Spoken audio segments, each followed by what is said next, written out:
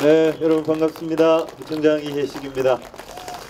네, 오늘 그 지방분권 개헌을 위한 이 버스킹 행사에 우리 주민 여러분들 많이 나와주셨고 또 특히 우리 또 주민자치위원회 위원장님들 또 저쪽에 우리 박민수 자율방제 단장님도 계시고 아까 우리 박래철 위원장님 지금 돌아가신 것 같아요. 아주 바쁘신데도 나와주셔서 또 즉석 버스커로 연설도 해주시고 그리고 황의원 또 우리 주민자치위원장님도 계시고 또 여러분들 또 우리 통장협의회 우리 박복득 회장님 저 모자 쓰시고 아직 계시고 여러분들 우리 송영분 회장님을 비롯해서 여러분들 감사의 말씀을 드립니다. 그리고 우리 직원 여러분들도 정말 많이 나오셨고 버스커로 수고해 주신 우리 또 황주영 의원님, 또 박호근 의원님, 그리고 또 우리 김재홍 대표, 또 박가희 아나운서, 그리고 우리 강기홍 위원장님도 과기대 교수신데 또 아주 급한 일이 있어서 먼저 가셨습니다만은 아주 좋은 말씀 해주셨습니다. 그리고 또 우리 쿨시티 네트워크 우리 여러 백명순 회장님을 비롯해서 회원님들도 이렇게 많이 나와주셨습니다. 감사의 인사를 드립니다. 그리고 또 아주 명사회네요. 우리 이준형 의원님 사회부 정말 잘 봤죠, 그죠? 네, 박수 한번 크게 보내주시면 감사하겠습니다. 네. 네, 우리 우리 이종숙 단장님, 또 천호삼동 마을계획단 단장님 또 이렇게 나와주셨습니다. 감사의 말씀을 드립니다.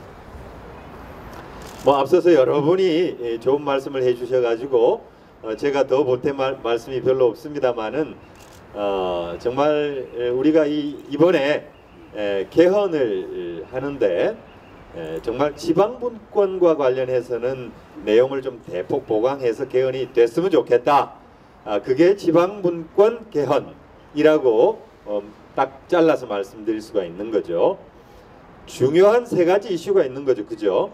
국민 기본권 부분이 좀 강화돼야 된다.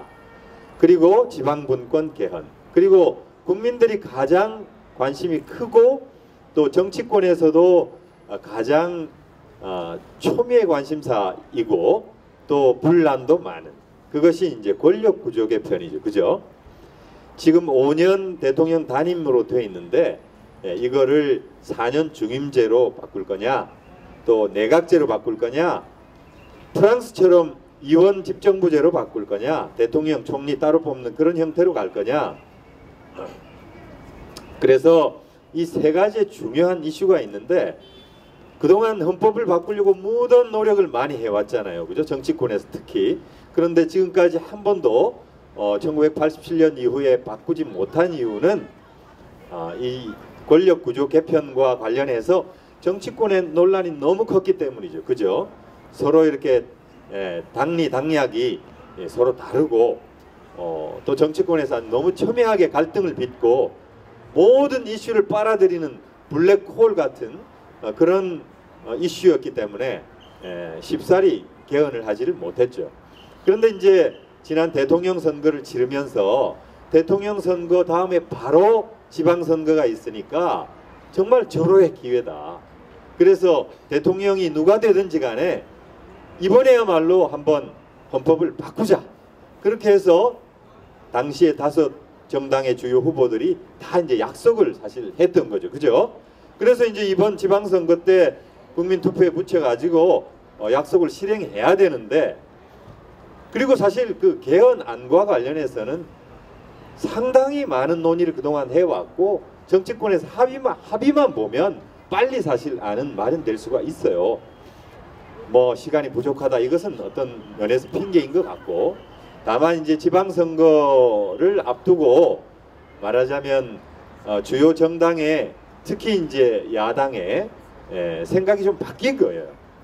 그래서 이거를 이번에 지방선거에 붙이지 말고 미루자 또는 이번에 하자 이렇게 논란이 분분한데 저는 구청장으로서 뭐가 옳다 이렇게 하기보다는 물론 저 개인적으로야 약속을 한 거니까 약속을 지켜야 되는 거죠. 그건 당연한 건데 근데 또 이게 정치를 하다 보면 정치권에서는 말이 또 자주 바뀌니까 뭐 그것까지는 이해하겠습니다. 부디 합의를 좀 봐줬으면 좋겠어요. 언제까지 어떻게 바꾼다라고 그런 어떤 합의라도 좀 봐줬으면 좋겠는데, 어떻든 이번이 정말 절호의 기회니까 이번 기회에 꼭 헌법을 좀 바꿨으면 좋겠다. 앞서서 말씀을 했지만 우리가 1948년도에 헌법을 제정하고 나서 9차례 헌법을 바꿨잖아요. 근데 1987년도에 바꾸고 아직까지 한 번도 못 바꿨다는 거죠. 30년 이상 31년째 흘렀는데, 말하자면 몸은 커서 어른이 됐는데 옷은 어린아이 아주 그런 옹색한 옷을 입고 있는 거나 마찬가지니까 시대에 맞게 헌법을 이번에 바꾸고, 그리고 또 바꾸는 내용 중에 국민기본권 또 권력구조 개편까지 됐으면 좋겠고, 특히 이 지방분권 개헌은 꼭 됐으면 좋겠다는 거죠. 근데 왜 지방분권 개헌을 얘기를 하느냐? 제대로 된 지방자치를 하자는 거죠. 우리나라 지방자치 지금 하고 있잖아요. 그죠? 이 지방자치를 언제부터 했죠? 우리가 헌법을 1948년도에 만들었는데 재헌헌법에도 지방자치에 관련된 내용이 들어가 있었어요. 그런데 정작 시읍면장을 비롯해서 이런 의원들을 뽑기 시작한 것은 1952년이에요. 놀라운 일이에요. 전쟁이 끝나기도 전에 전쟁 통해 1952년도에 선거를 통해 가지고 시읍면장을 뽑았어요. 그때는 구가 없었어요. 자치구 뭐 다 이렇게 농촌 중심의 사회였기 때문에.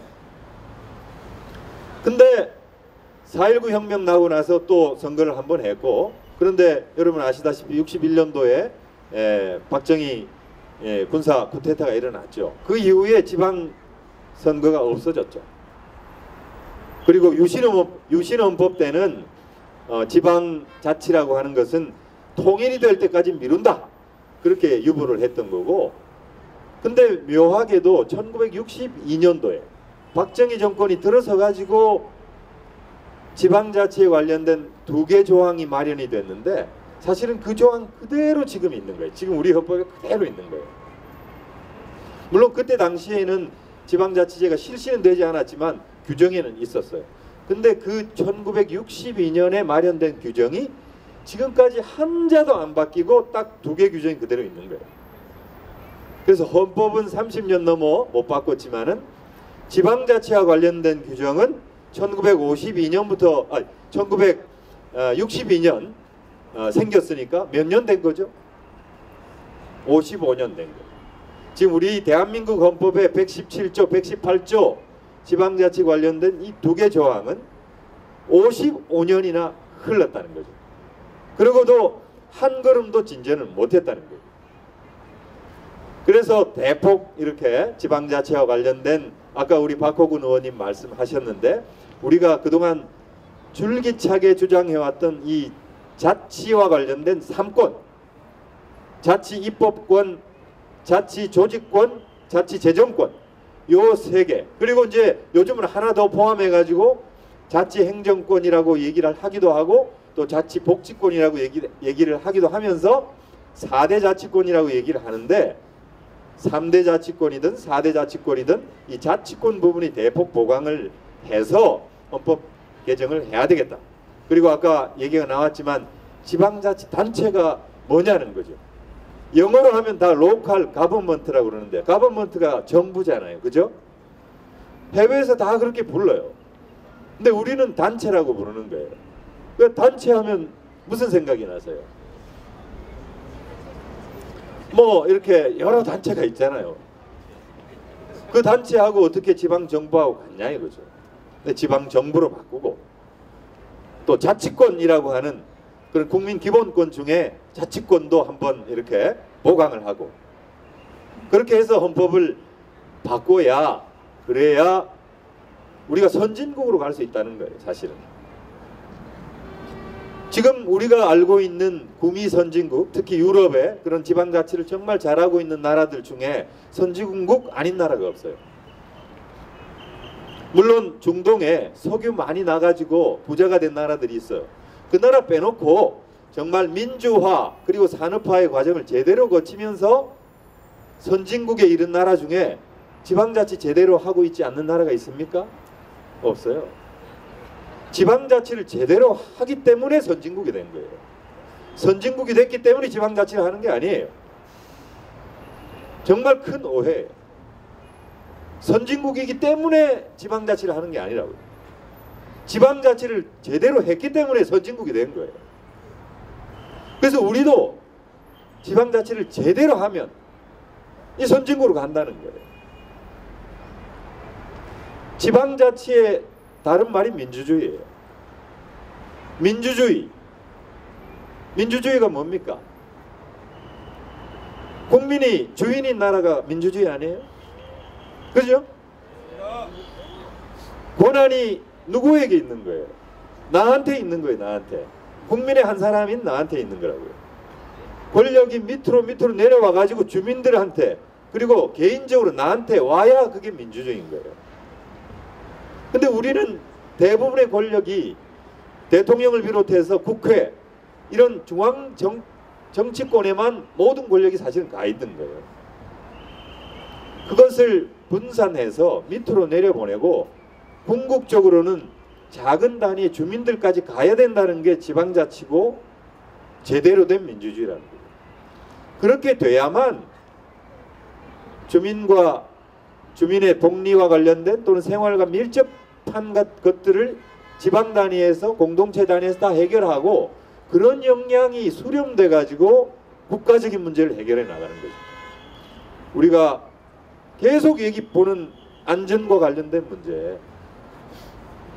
세월호 참사 터졌을 때 도지사, 전남도지사와 진도군수가 무슨 권한이 있었어요? 아무런 권한이 없었잖아요. 제천 이번에 복합상가 화재 그 찜질방 목욕탕에서 그 많은 사람들이 죽었는데 제천시장이 무슨 권한이 있었어요? 아무런 권한이 없어요. 제천시장은. 소방 이게 무슨 누구의 권한으로 되어 있어요? 광역 권한이잖아요. 제천시장이 소방과 관련해서 무슨 권한이 있어요? 아무 권한도 없어요. 재난 예방과 관련해서 어떤 권한이 있어요? 그 권한을 시장한테 주고 시장이 똑바로 못해가지고 그런 사고가 났으면 옷을 벗기고 다음 선거에서 떨어뜨리면 그게 진정한 민주주의죠. 그 큰 사고가 났는데 시장한테 아무런 책임을 못 묻는 구조가 지금의 우리나라 대한민국 지방자치인 거예요. 그래서 권한을 달라라고 얘기를 하는 것이 더 큰 책임을 지겠다는 거거든요. 우리 작은 단위의 공동체에서 권한을 달라. 이제 저는 동장도 직선으로 뽑아야 된다고 생각해요. 우리 동이 인구가 몇 명입니까? 2만 명에서 길동은 5만 명이에요. 5만 명. 우리 지방의 여러 군, 무안, 진안, 장수, 무주, 진안, 장수, 또 영동, 무슨 경상도의 산청, 거창 인구가 얼마나 돼요? 2만 명, 3만 명 수준이에요. 서울의 동해 인구가 2만 명, 3만 명인데 동장 뽑아가지고 동해 자치하게 만들어줘야 되는 거죠. 그렇게 얘기하니까 그러면 동장들 티오가 다 줄겠네요. 그런 얘기도 하더라고요. 그거는 지금 행정이 얼마나 발달했어요. 그죠? 과를 다 나눠가지고 사무관 수를 늘리면 되죠. 그거야. 네? 자치 조직권에 대해서 한마디 할게요. 제가 강동구 부구청장 몇 명이에요? 한 명이죠. 천만 서울시의 부시장 몇 명이에요? 3명이잖아요. 덴마크가 인구가 몇 명인지 아세요? 500만도 안 됩니다. 코펜하겐시 몇 명인지 아세요? 코펜하겐시가 제가 알기로 인구 불과 80만 명? 정확하게 잘 모르겠어요. 여러분 지금 지식인한테 한번 물어보세요. 근데 그 500만도 안 되는 나라의 코펜하겐 시의 부시장이 7명이에요. 물론 이제 그렇게 얘기할 수 있겠죠. 그럼 부시장 연봉도 많은데 부구청장 연봉도 많은데 막 늘리면 어떻게 하냐. 물론 그런 문제가 있죠. 그렇지만 그거를 그 공동체에서 결정하게 해야지 왜 틀어지고 있는 거예요. 중앙에서. 그렇지 않아요? 잘못된 거거든요. 그게. 지방자치단체를 다 이렇게 말하자면 전응하로 보는 거예요. 전응하. 아무것도 못하게 만들어요. 박호근 의원님 최근에 설린 공원에 그 옛날에 무슨 시설이죠 그게? 파출소로 쓰던 것을 개조를 해가지고 우리가 경로당으로 만들었어요. 어르신들이 거기 그 공원에서 어르신들이 많이 모여가지고 제발 저거 좀 경로당 만들어 달라 그래가지고 우리 박호근 의원님도 애쓰고 그래서 경로당으로 만들었는데 어르신 사랑방 그러니까 경로당 지정을 못하는 거예요. 지정을 못하고 있어요. 그 공식적으로 지금 그 경로당이래요? 경로당 아니에요. 어르신 사랑방 아니에요. 뭐로 돼 있는 줄 아세요? 어르신 쉼터. 왜 어르신 쉼터라고 돼 있어요? 모르시죠?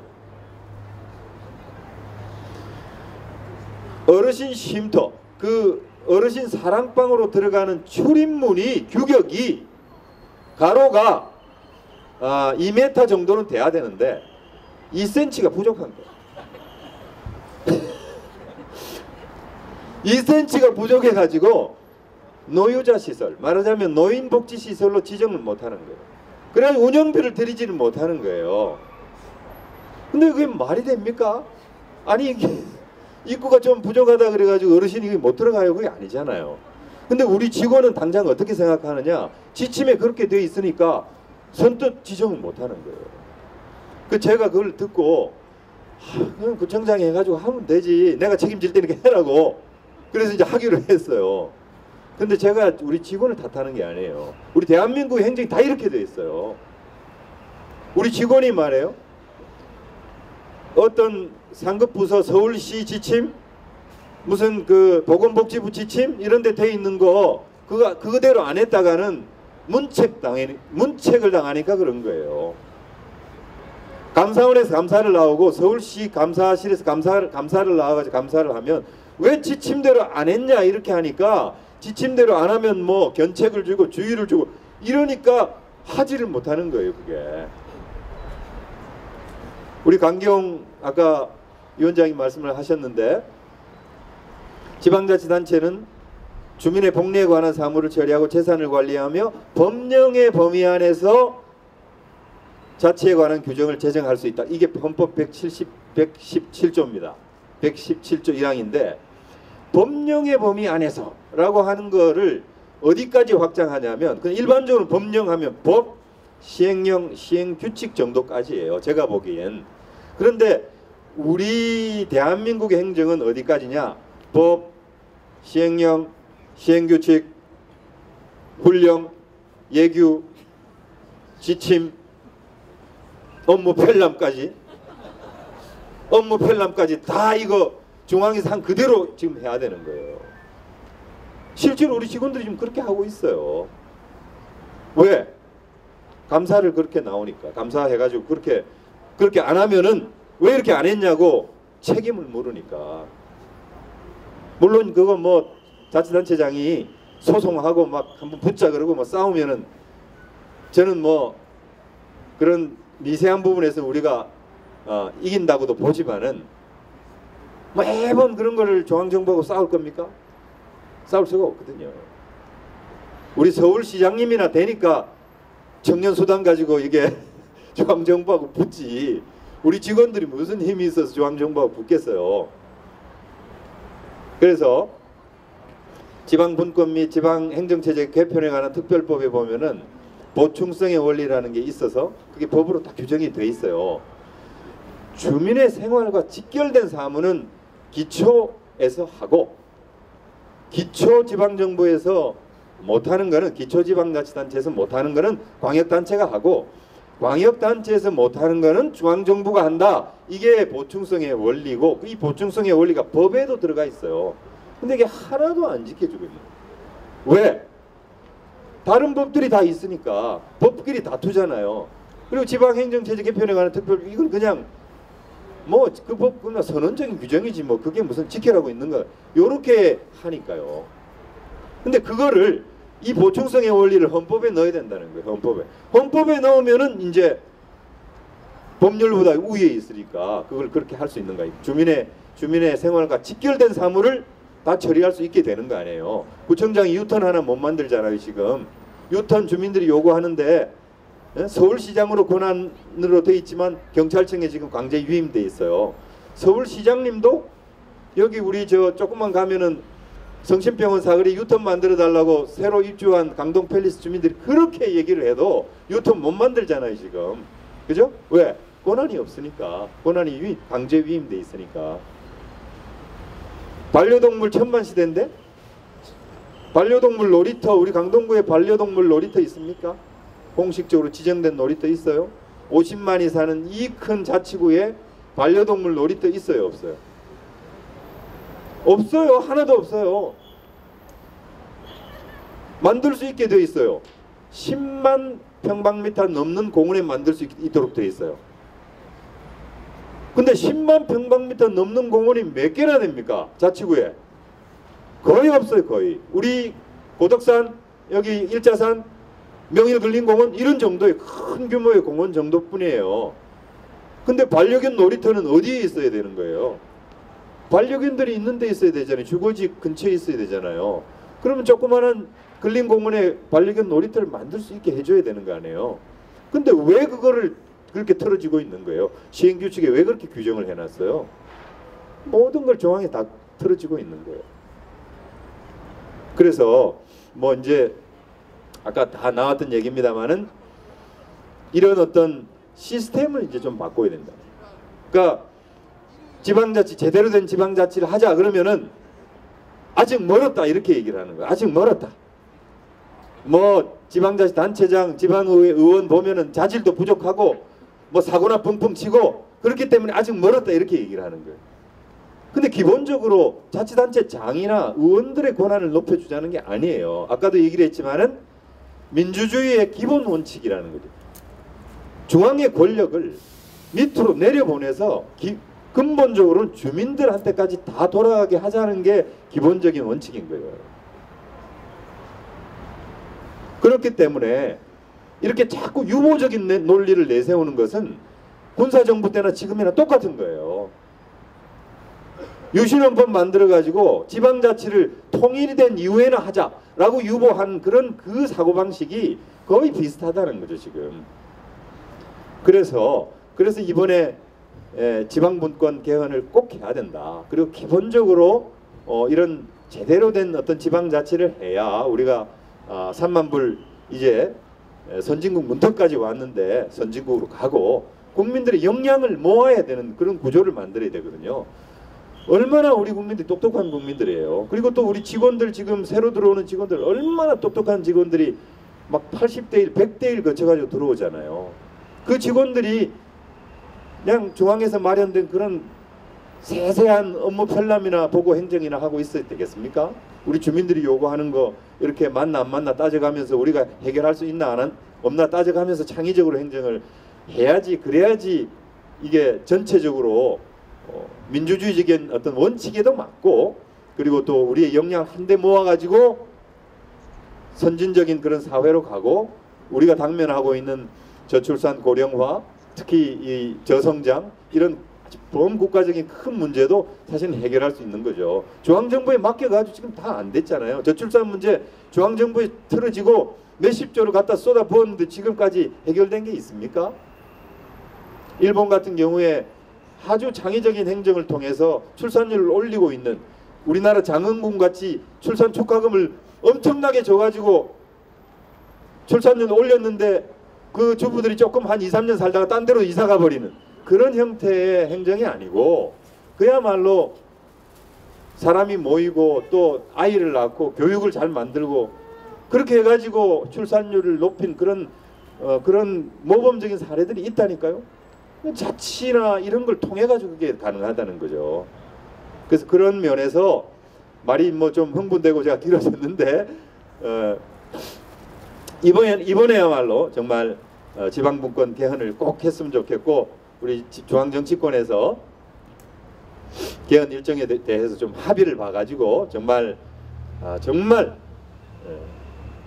제대로 된 그런 지방자치를 통해서 대한민국이 정말 선진국으로 갈 수 있는 그런 계기가 되기를 바라면서 우리 여기 계신 모든 분들 또 우리 강동 구민 여러분들 많은 관심 가져주시고 천만인 서명운동에도 꼭 동참해 주실 것을 부탁드리면서 마지막으로 구호 한번 외치고 제가 내려가도록 하겠습니다. 내 삶을 바꾸는 하면 여러분 지방분권 개헌 크게 한번 외쳐주세요. 내 삶을 바꾸는 지방분권 개헌. 감사합니다. 내 삶을 바꾸는 지방분권 개헌. 한 번 더 하겠습니다. 내 삶을 바꾸는 지방분권 개헌. 감사합니다.